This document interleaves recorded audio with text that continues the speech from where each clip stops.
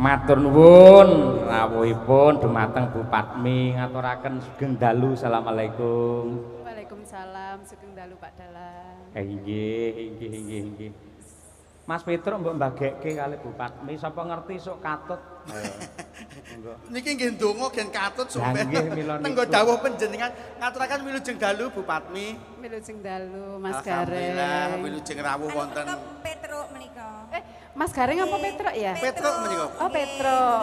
Oh berarti nek Mas Gareng kuru kok ya? Cilik nggih. Ki Mas Petruk berarti rada enek daginge. Nggih. Niku kopen niku Bu nggih.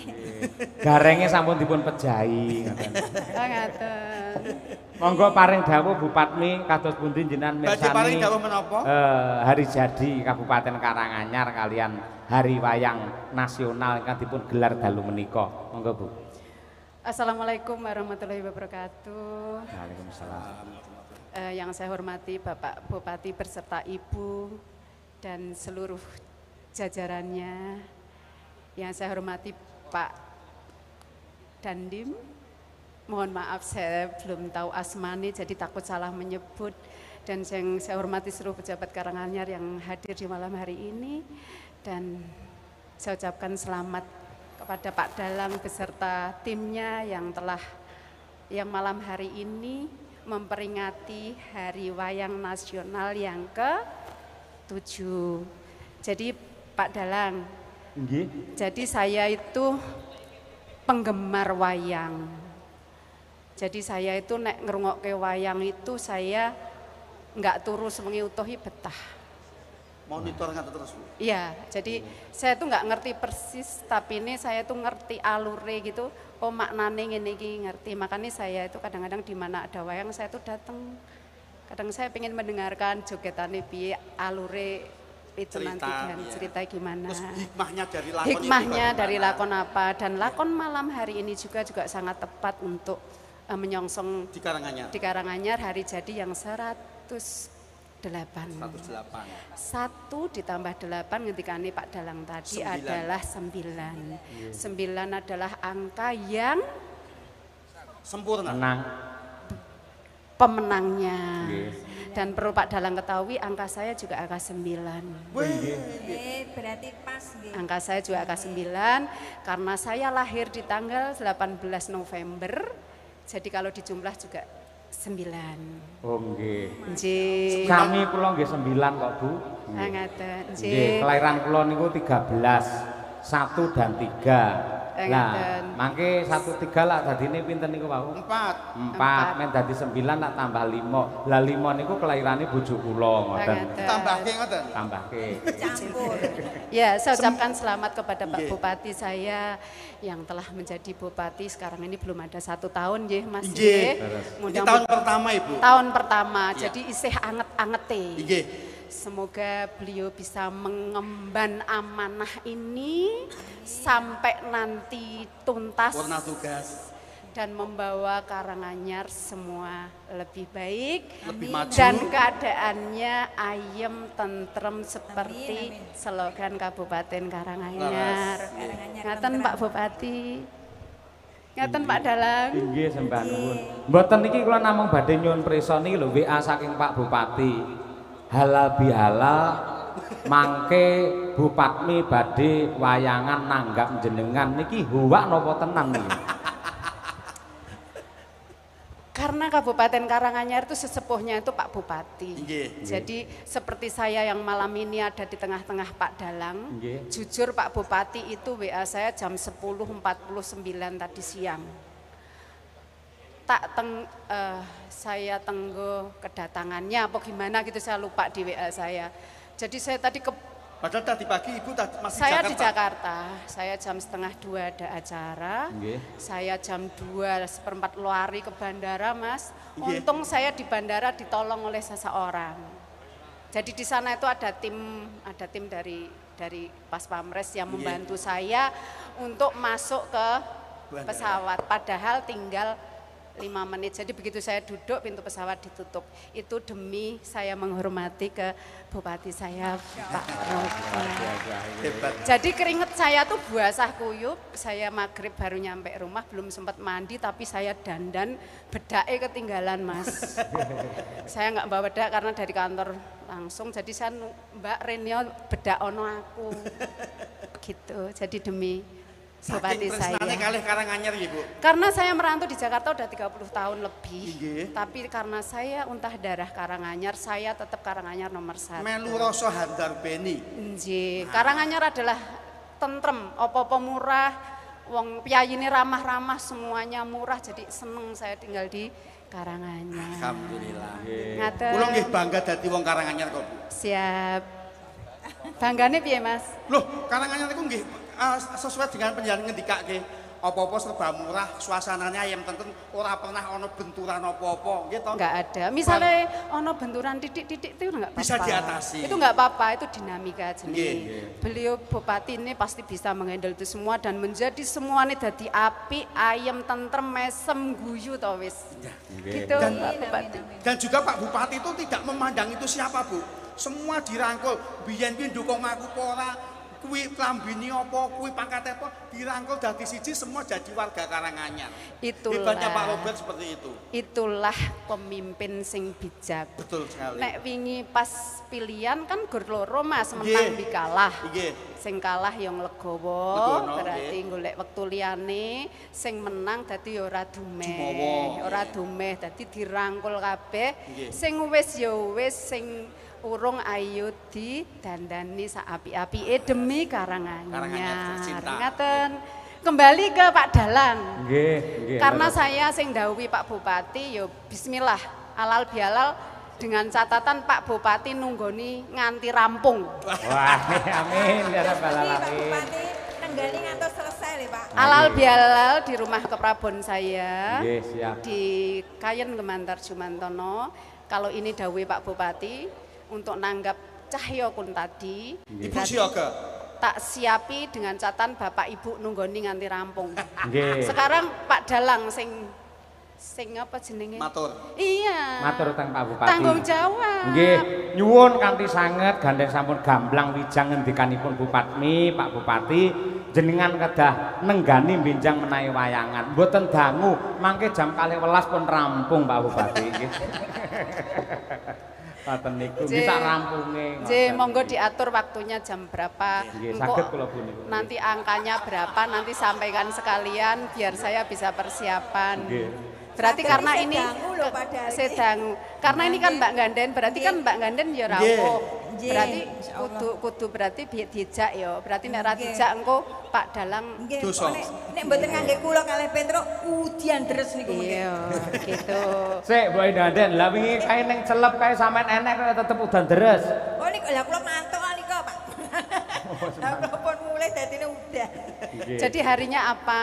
Habis lebaran alal bihalal apakah ini kebetulan ada ketua umum PWKS. Oh nggih. Jadi PWKS, nggih. Bapak Maijen Purnawirawan, Nggih. Dr. Insinyur Suharno yang sampai sekarang ini masih lenggah, Nggih. kepareng lenggah. Jadi beliau pun juga dikeroyo-royo nitih darat Nggih. dengan membawa 2 driver tadi jam 10. Nggih. Maghrib juga baru nyampe sini demi Pak Bupati Robert. Luar biasa. Sangka tresnane kali Pak Bupati. Tresnani karo Pak Bupati lan di Karanganyar. dan beliau itu untah darah sini karena Nggih. sing dilenggahi kan belakang pendopo ini. Nggih. Jadi beliau itu juga songko senenge dan beliau juga penggemar wayang. Nggih. Mudah-mudahan kalau nanti halal bihalal di kampung Gemantar. halaman saya, mudah-mudahan beliau juga berkenan Amin. rawuh. Amin. Amin amin. Nggih mugi-mugi panjenengan Bupati tansah pinaringan sehat, Amin. murah rezeki Pak Bupati nggih mekaten dipun paringi amanah barokah satemah benjang tempuking damel halal bihalal menika saged lumampah rancak lancar mboten wonten alangan setunggal menapa. Amin, amin, amin. Matur nuwun Pak Dalang. Sarung jagungipun niki wau Bu Kesi pripun kirang pripun niki Bu Patmi? Oh mantap, suarane Bu Kesi itu sudah suara mantep ya. Melengki-melengki. Jadi nek memang garwane Bu Kesi itu Dalang kuwi wis tumbuh itu tutup. Wah nggih. Nek Bu Kesi niku pun high class kok Bu. High class. Jadi kula niku ngrungokke YouTube nek Arturo sok-sok pikirane apa ngono ngrungokke Pak Cahyo. Iya, gitu ya. Akhirnya iso ayem ning ati, dadi kegawa tidur. Ngoten Mas Petro. Siap, nggih. Lah badhe ngersakaken nyekar utawi nembang? Badhe ngersakaken menapa Bu? Nggih. Napa? Napa nggih? Monggo nderek kemawon. Ingkang bahkan saged dipun iringi kalian gamelan. Wong adatipun meneh Pak Bupati meniku wonten bersih dusun. Apa Pak Ganden? Dapun monggo. Sapa kira-kira sing Pak Bupati we nyon pirsa Pak Bupati. Napa nggih Pak? Pak Bupati adate luwiting asmara nggih. Caping gunung. Caping gunung. Caping gunung. Nggih. Oh nggih. Terus pundi? Dipun bawani mboten Mas? Terus pundi Pak? Yo nggih, bawani. Nggih, derek nggih. Nggih, monggo. Nggih, monggo Pak Mi. Monggo Bu. Jenengan Mbak, kon jenengan bintang tamu nih. Ini binatang tamu. Oh bintang, aku sing anu wae, aku sing Ibu sing anu nembang, Enggak. awake sing bawa. Bawang kok aku rada mbacet-mbacetke ngono. Oh, ngoten. Engko nek aku diringi klenengan aku malah bubar. Oh, ngaten. Coba Mbak Ganden sing Mbak Ganden coba. Nggih, nggih. Bawa jenengan sing nyawer ngoten tok. Oh ngono, tenang saja. Bacotke Tenang tembange. wes. Oh, bacotke Wes, tembange, tenang dang terus. Siap, nggih. Ya Kok cantik coba. kok ngene kaya aku biyen ya. Kowe biyen kowe iki kok Halo, mbok bandingi Bupati iki yo kadoan. Lah wong yo mung kaya kowe lho. Pangapunten nggih ya Allah. Irung Ayo Mbak, ayo bengi iki piyayine sing wis padha ngantuk ben ora ngantuk nyen gayengke. Tenang sawerane wis disiapke kok tenang wae. Siap. Nah, Saben bengi. Petruk jengleng. Non? Jengleng. Alah gedene sakmono ndabote. Oh, ben mantap kok ya. Nyawa.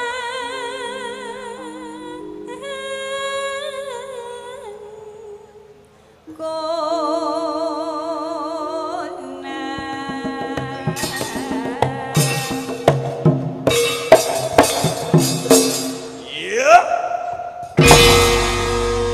Aja seru-seru kok panggunge ambles. Lah kene Niki boleh gandeng nek mboten seru mboten krasa, Bu. Oh kena. Mergo iki kan pun tuwa. Oh gitu. lah jarene arep jenggleng ki mau. Lho lak iya kita, Bu. Ngoten men dereng krasa lho, Bu. Ampun Pak iki mau. Wes dang bacetke yo. Yen memajang mung karo janur kuning.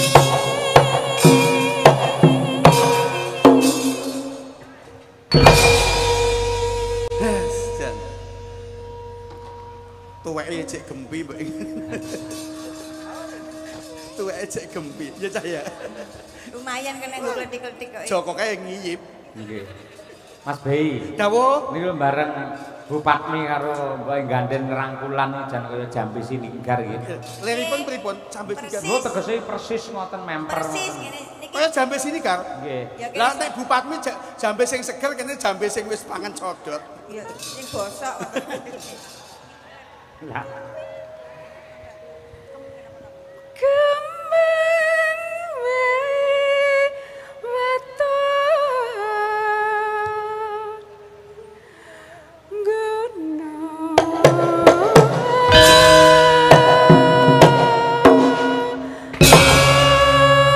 Tepuk tangan untuk Bu Patmi. Wah, luar biasa. Wah. Biyen yo mantan dosen wonten ing pedalangan mulo yo. Nah, nggih. Masyaallah. Suarane nggih jos ngoten lho. Pelak tenan. Pacitan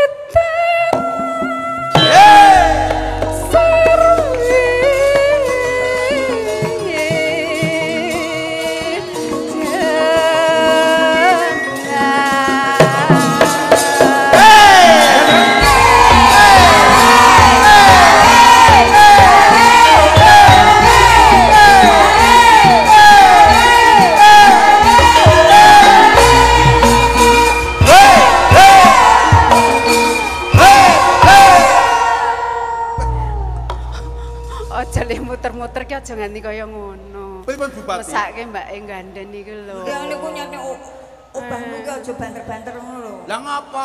Iki aku ki wedi lho. Kok wedi? Iki rada ndul-ndul. Engko nek rontok ngono lho, Mbak. Piye to niki? Ya. Mbak jenengan wae no. Panas udan.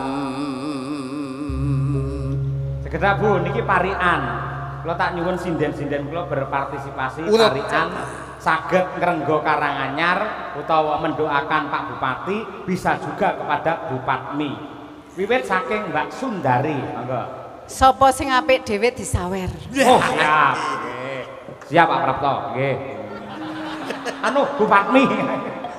Sing nilai penonton. Oke, penonton sing nilai. Pak Cahyo nggih ajeng melu parian? Mboten. Oh, mboten. Nggih, nggih. Sing biji yo.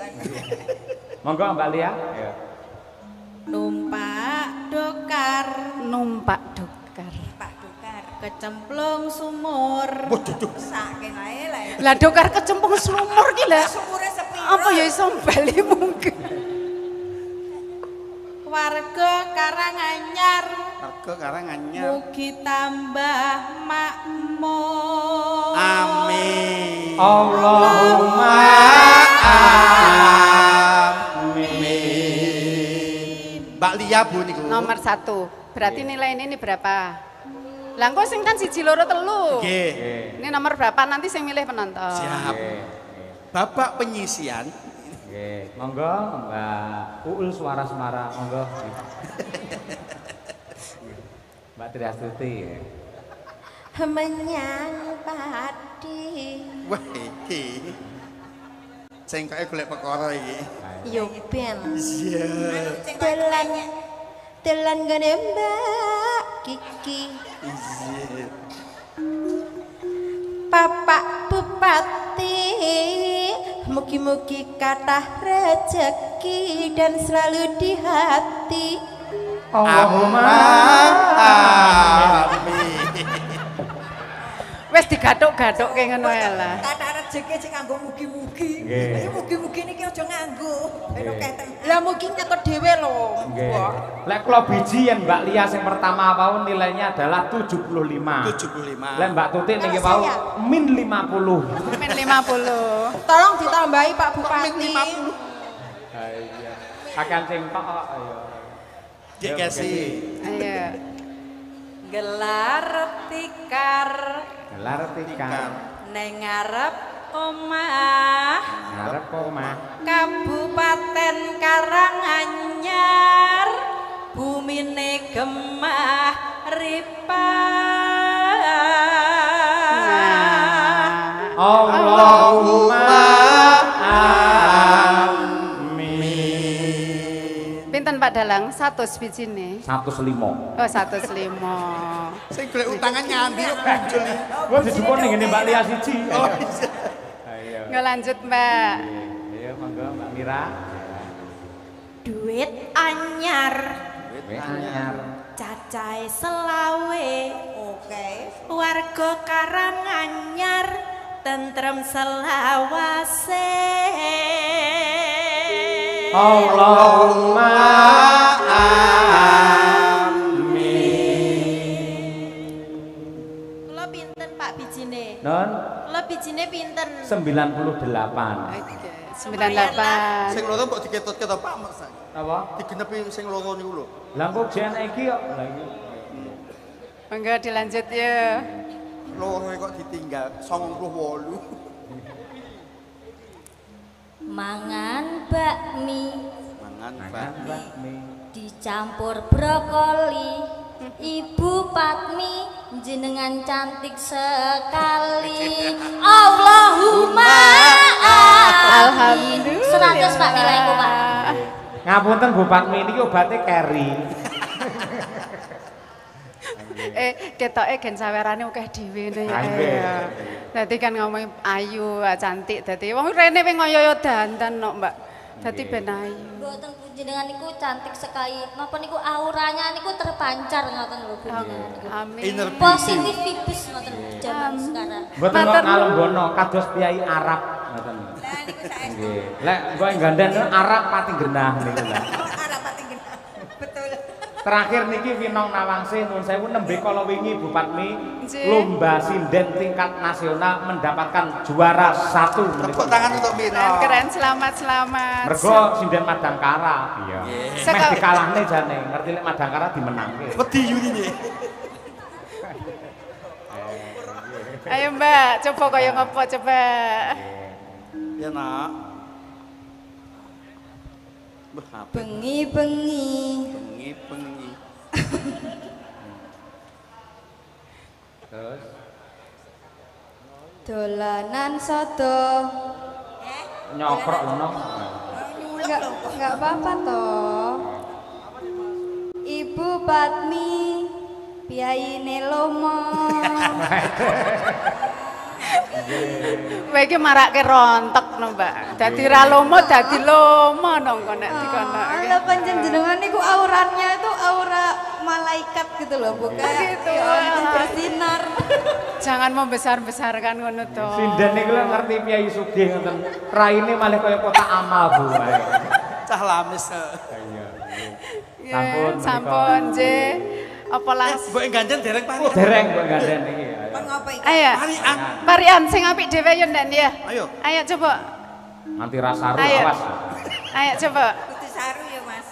Saru ning apik no. Saru ning apik. Saru ning apik nggih. Kadang Ya. mriki nak ning jenengan. Oh ngono, saru sing apik ya tak kancani ya. Saru sing apik kandhani ya, Bu. Iya. Goceki ya, Bu ya. Tak goceki Ndan. Kok nek tiba ya, Bu. Heeh, ndak rontok mau tak goceki kene. Maklum penyanyi tuwek gitu. Bedine tiba iket mau. Kok nek tiba aku iki wedi lho aku iki. Yo. Tuku serabi, Tuku serabi. cacahe 3. Cacahe 3. Pak Bupati. I love you. Lho lagi iki, Yo. sinden sing wani ngono ki lagi iki. Sing lenggahke Bu Farida lho, garwane Pak Bupati lho. Kok dadak melu barang ya. Bu Farida ora mireng. Bu Farida ora mireng. Oh, mboten. Agek-agek WA ora mireng. Wis tenang wae ora mireng. Lah wong yo petegak. Kowe ngerti ora? Bu Farida kuwi dokter lho. Kowe ngantek kowe disuntik mati piye? Santai aku. Santai. Aku wis dikeki obat kok. Obat apa? Mati gen. Ah iya. Pangapunten Ibu, dikira guyon. Wong ibu ora krungu ora mireng. Mboten mireng kok, Enggak. alhamdulillah. Ora percaya aku lah. Alhamdulillah nggih. Ah kita awak dhewe bala. Heeh. Dadi ning panggung kuwi ora kena ana sing ora kena No sing anu marah nggih. enggak boleh. Tidak boleh marah. Karena Mbok Ganden kan hanya menghibur. Menghibur, gitu. nggih. Nek sing ora marah, apa meneh Bu Bupati sangat baik sekali. Iya. Baik sekali ya, Bu. Sangat baik sekali, anggun. Makanya tenang aja dirimu ora bang. Kok tak kancani. Nggih, pangapunten nggih, Bu. Lho, Bu, mengke obate kula betone kula suntikke mengke dalu. obat mati gen. Yo, Mas Petro gawe parian, kok ora etok saweran. Oh, nggih, nggih, nggih. Yo. Sing apik mulih ra gondas kowe kok. Kejemen lho. Nyangking ember. Alah-alah yahene nyangking ember yo nyapo. Parian Den. Oh iya. Nyangking ember. Ember. Mboten embel nggih. Nyangking ember. Isine banyu. Bapak Robert sukses selalu. Ih, nami-nami. Keren. Wis ngaten Mak Dalang. Pripun kula mundur? Dereng. Dereng rampung lho, Bu. Panas hujan niku riyen. Ojo ra nek Kurang nampung ya. Yo, tuntas kaya. Yo. Panas sedan ngaling-aling capek gunung. Caping gunung-gunung.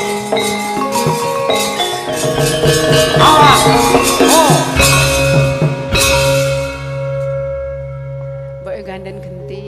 Nggih. Nadyan wadon sarta suling kumandang suarane ngetan kali kurang apa setia kelakon masuk langganipun saking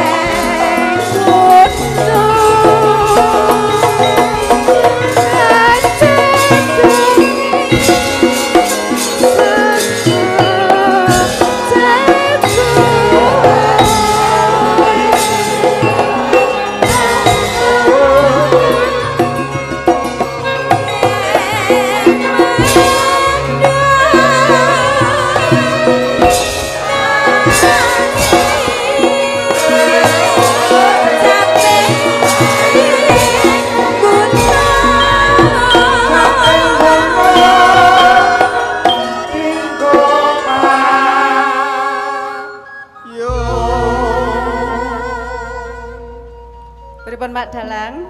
Wah, luar biasa nggih. Jenengan suwantene yo latihane yo ning endi? Mau diajari wae aku yang dadi sinden. Diajari karo Bu Kesi apa Mbok Ganden. Lah nek niki ngajari jenengan payu niki do prei kabeh terusan. Lah nek sing ngajari Bu Kesi genah. Bu Kesi. Jurusannya wong piyambake dosen anu karawitan. Lah nek sing ngajari Mbok Ganden iki Eskar lho, tak tuapuk lho kowe engko. Sapa? Eskar. Sarjana karawitan. Sarjana karaoke, Mas. Nek sing ngajari Mbok Ganden salah jurusan. Lah nggih, Bu, saestu. Ala wong yo karaoke golek pangan lho. Golek pangan. Aloha. Sekar bisa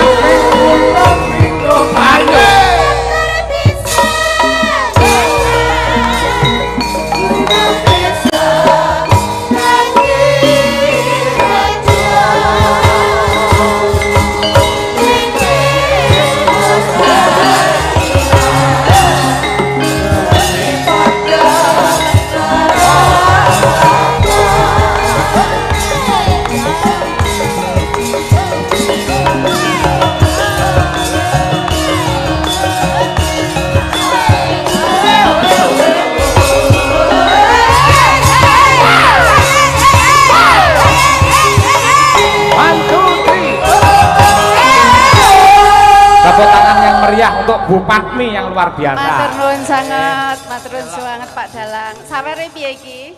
Lah kula manut. Sawere piye iki? Manut tok, Bu. Endi mau? Nggih, matur sembah nuwun Ibu. Nggih. Mune malah dadi pekewuh to, Gus. Nggih.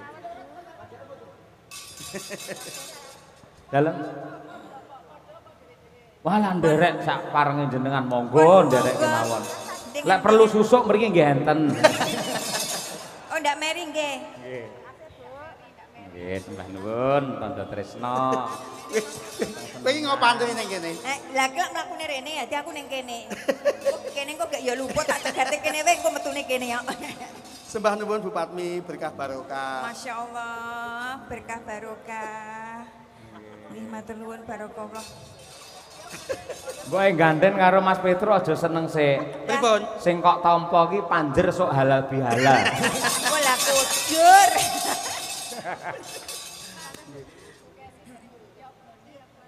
Oh, nggih. Nggih. So siap, nggih, sembah nuwun, nggih. Menika Niki nyuwun delalah rata-rata para wiyaga sinden menika domisilinipun wonten Karanganyar. Nggih, 90%, nggih. Sembah nuwun Bupatmi, mugi-mugi tansah sehat walafiat. Sehat-sehat lancar kebun nggih. Nggih. Pripun Mas Petro? nyuwun sehipun Pak Bupati. Oh iya. Mboten ketan setunggal lakon nggih. Ah nggih, nggih. Monggo Bapak. Anu kalih Ibu. Jadi wedhus aku. Monggo Pak. Monggo Ibu. Anu, Tawang Mangu Indah. Nah, ayo. Nggo jemput Bapak. Hormati Bapak Bupati tindak wonten ing pepanggungan. Ayo raketang sak ramban. Monggo Pak. Monggo to, diaturake ngormati Pak Bupati kita dan Ibu. Yuk, Tawang Mangu Indah karya Ki Mantep Sudarsono. Yo.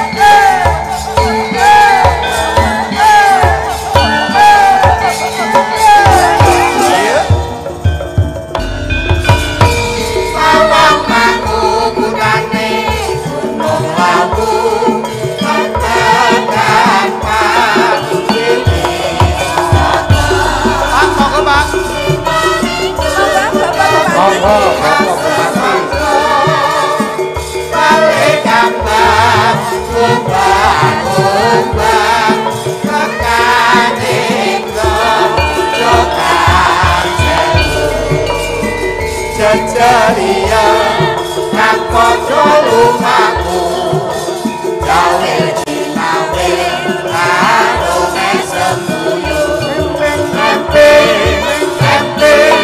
awak maku indah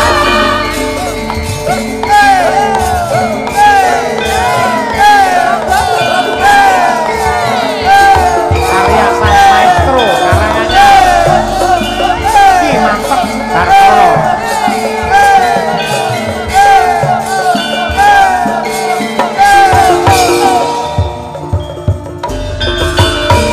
awak maku tane gunung lawu ketekan kiri soto minggu muda mudi asesoto balik kambang umbang mekane krokan ceria nang podo lumaku gawe dinawe karo mesembuyu empe lawan mau indah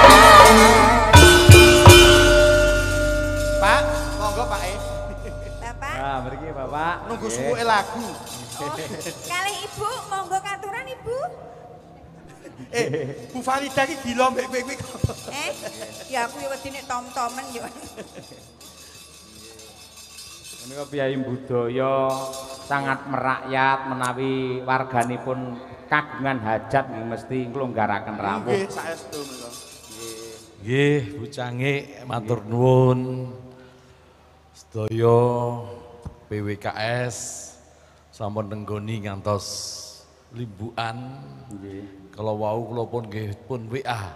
Nggih. Saking PWKT nggih ugi rawuh. Batam matur nuwun Batam. Nggih, luar biasa. Nggih. Kalau wau pun WA kalian kula remen sanget warga wonten Karanganyar ingkang ngrembara wonten Jakarta, wonten Batam, wonten pundi-pundi tesih nguri-uri budaya. Nggih. Remen sanget, bingah sanget warga Karanganyar guyub rukun gotong royong luar biasa. Nggih, nggih. Niki lagune langsung nyanyi mawon nggih. Lagune Lumiting Asmara. Ha nggih. Kagem sedaya warga Kabupaten Karanganyar. Nggih, luar biasa. Menika salam ugi saking Bapak Suratno, Pak Bupati. Nggih, niku sing WA. Sing WA kula Pak Suratno. Nggih. Suratno niku. Nggih, sugeng laras. Monggo sesarengan kalian Bapak Bupati ngaturake Lumiting Asmara. Yuk, dados. Matur nuwun Pak Dandim menemani.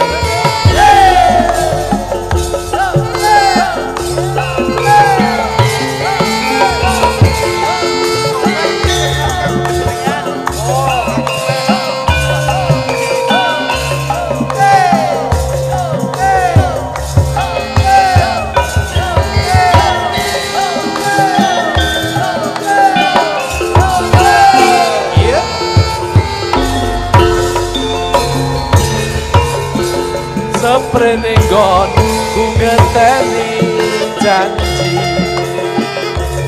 iku prasetyaning ati aku tresno mring sliramu roh wong ayu ae dina lan wektu ning kantor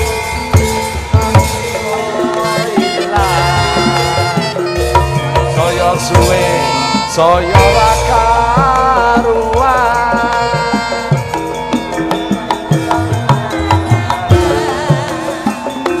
aku samar yen sliramu ra kelingan aku ora bakal aku tresno karo kowe megane atimu saya gawe lara iku ora prayoga aku ora bakal nutut aku ora bakal mlayu yen durung nyanding sliramu ukuraning tresno dudu pondo nanging lumiting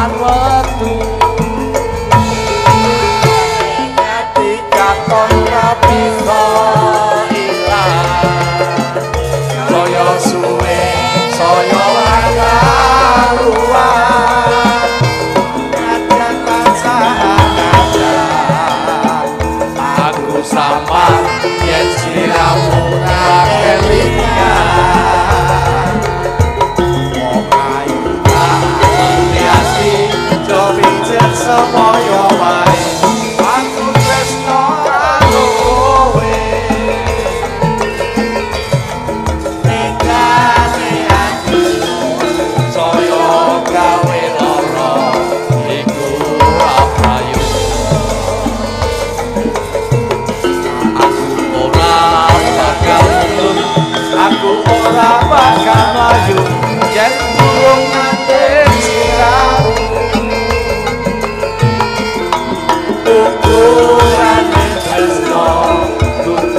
bondo nanging lumiting asmara ukurane tresno kudu bondo nanging lumiting asmara. Tepuk tangan untuk bupati kita luar biasa Pak Ruben. Oh, sembah nuwun Pak Bupati nggih. Nggih, matur suwun Pak. Nggih, sehat-sehat Bapak. Nggih. Pak Bupati. Pak Bupati. Niki lho Pak wayangan jenengan mboten diasta kondur niki. Sembah nuwun Pak, sembah nuwun nggih. Luar biasa. Hasil karya panjenengan. Non? Hasil karya panjenengan.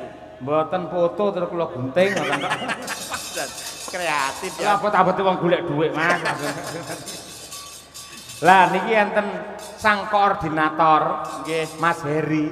Oh, Pak Heri nggih. Mas Heri saking Dinas Pendidikan Kebudayaan niku nggih tamba kesel request ninggal katresnan sing nembang Winong karo Birgita. Ah, elok iki. Niki jane luwih apik pomo Pak Heri iki ya melu nyanyi. Nah, ngoten. Pak Heri melu nyanyi jane. Pak Heri nyanyi nggawa awake wis abot kok Pak Heri. Nika nata wayangan niki pun sibuk pun pusing kok. Nika Pak. Pangapunten nggih Mas. Kan nyandi Halah-halah meneng wae. ditimbali Pak Bupati to. Sepiye wong Bu Farida ning sandike kok. Nggih.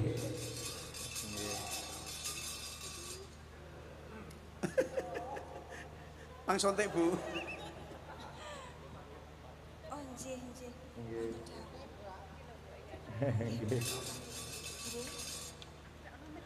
Lek suwi le salaman. Aku bengi iki munggah panggung, ternyata enek piyayi iki nyawer aku 1 juta. Dadi rasa senengku bengi iki duit 1 juta iki tak serahke nang piyayi-piyayi. Dinggo tambah mundut bakso. Amin. Ada Kare seseorang yang palur. memberi saya tapi nggak mau disebut namanya katanya. Flyover. Flyover. Yogone nek piro, Mbak? Nih. Yogane pinten Mas Dit? Nggih, selangkung. Selangkung Bu. Nggih.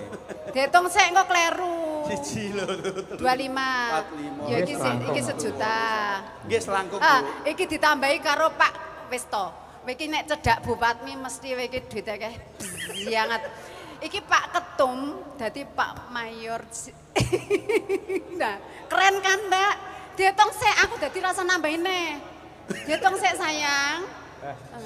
Wis kaya Bang Plecet iki kok ganden. Dihitung sik selawe cukup urung. Lah wing kolana. Nah, wis to. Piro sayang? Bengi iki luar biasa tenan Pak Bupati tuh, Jan. Nah, dadi pas ya aku rasa nambahi yo. Tuh, aku dikelilingi karo piyayi-piyayi sing apik banget. Aku gur munggah panggung wis iso ngetokke dhuwit lho. Lah nggih to. Bayangno. Dayane Bupati gede banget lho. Aku munggah panggung enek piyayi sing maringi dhuwit. Nggih. Ki mau apa aku ora munggah panggung beliau ya ora maringi dhuwit loh. Nah, alhamdulillah ya Mbak Ganden dan Pak Dalang dan semuanya. Terima kasih. Matur nuwun sedaya kemawon. Masya Allah, barakallah nggih Bu nggih. Bapak matur sembah nuwun pinaringan sehat, panjang yuswa ingkang bermanfaat nggih Pak. Nggih. Panjang umur, Masya Allah, rezekinipun melimpah berkah nggih. Monggo sinten sing purun kula dongake melih monggo. Saya pengen entuk akeh kono nang Taman Pancasila pisan ngono lho. Lah iki penonton ning kene ya melu ngitung ki akeh banget dadine. Iya. Nggih. Pangapunten menika wau 2,5 nggih, Pak.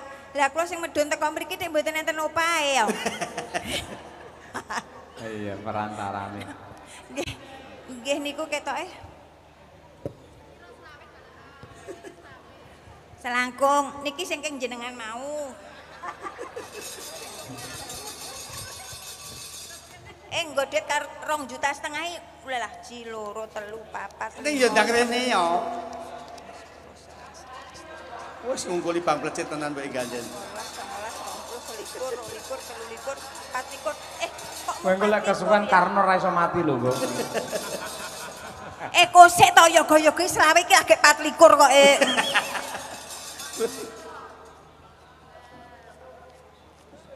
Nah.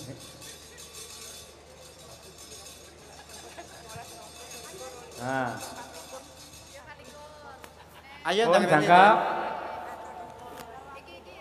Pun jangkep. Nggih. Berkah barokah nggih.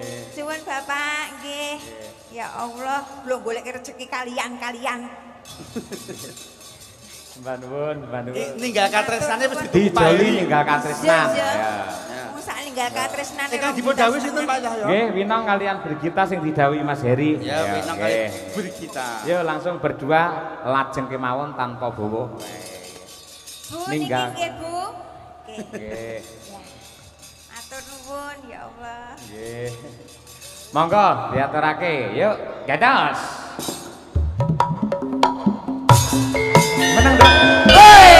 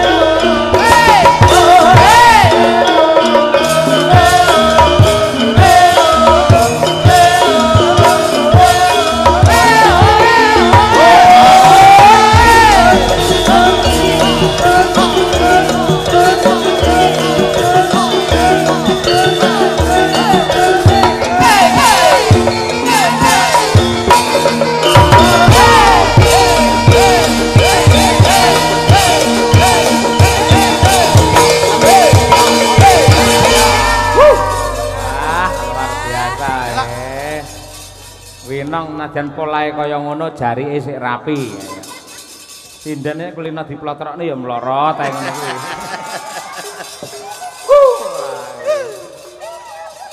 Mas Adi Bey. Dawuh. Tanggal 18 ketoprak to Karanganyar. Nggih. Nggih. Jenengan nderek to? Insyaallah longgar kula nderek. Oh, siap, siap. Nggih. Oke. Kula padoske dapukan. Nggih. Sing kira-kira nganggo ayel-ayelan apa? Nggih. Kok sing rapati serius. Nggih, nggih. Nggih, arek kon dadi paku buana ampun nah. Biasane kula paku reng ya. Ampun, sing enteng-enteng mawon. Mbok ganden nggih matur nuwun. Nggih. Menika mangke segmenipun namung nggen limbukan tok. Oh, nggih, sembah nuwun. Margi tasih dua lakon. Nggih. Oh ngaten nggih Mas. Ucapan Matur doa nuwun. terbaik untuk warga masyarakat Nggih. Karanganyar monggo. Mugi Karanganyar ingkang sampun kaasta dening Bapak Robert Kristanto dados daerah ingkang baldatun thayyibatun warabun ghafur. Jadi Amin. Karanganyar baru, Karanganyar maju. Amin. Apa yuk dongamu? Nggih, Bapak Bupati pinaringan sehat, masyarakatipun kersanipun tansah rukun, sing Ayem baken tentrem. ayem tentrem, selamat dunya selamat akhiratipun nggih Amin, Bapak. amin. Matur sembah nuwun sehat-sehat nggih. Nggih, niki mangke kula sak kanca kerja keras tenan bener. Estu niki tabuhan mboten enten mandeke. Nggih. Tur nggih nun sewu niki rada nggemah. Ning delalah kanca-kanca niku rasane niku sik kecekel. Mila tepuk tangan untuk penabuh Madangkara. Madangkara. Masyaallah nggih. Ugi dumateng adik-adik caksi lover. Ha. Dipandhegani karo Mbak Kiki, Mbak Anin, Mbak sapa neh Nadia. Wah, komplit. Mbak Tutut. Wah, ora nek niken rapati semangat Mbak Tutut iki. Wah. Mbak Ngatini. Nggih. Teman-teman mung serawung, ayo kae. Mas Bayu, nggih. Mas Thomas, mangke menawi menyuro saged genteni mriki. Ayo. Arya, halo ya. Ayo. Kok tak bacutne songo niki punane. Nggih, matur nuwun sanget nggih. Mas. Niki pun Nggih, songo sehat-sehat. nginjak Ramayana perang Palwagakara. Nggih. Sembah nuwun kowe ngaden Nggih, kalian siap, Mas siap, Petrus nggih. Adibei. Nggih. Yo, next